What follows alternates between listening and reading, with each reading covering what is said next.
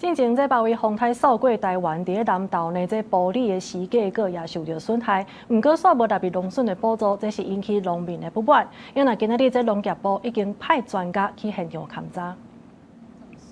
8位風颱掃過，時價個嘛受到損害。南投埔里的大埤頂，互人講是台灣的時價個的故鄉。全台灣有超過8成時價個，攏是遮生產的。不過農民講，昨年1公頃的地會當收成30棟。今年已經無到20棟，農民怨講偏偏受到風颱來影響，煞無農業的補助，實在是講袂過。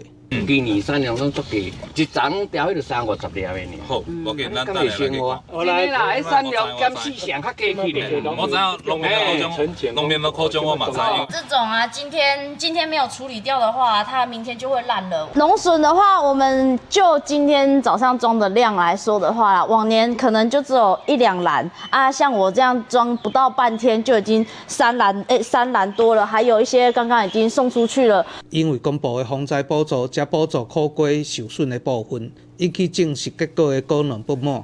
8月下晝中央的農業部就派專家來視察，到現場來看受損的部分。鎮長嘛為着農民來講話，希望中央會當同齊補助。種百香果成本足懸啦，伊無夠好，會當收成吼，本錢攏要100多萬啦。你像這要拼掉啊吼，這講起來這血本無歸啊，這真正。時價個啊。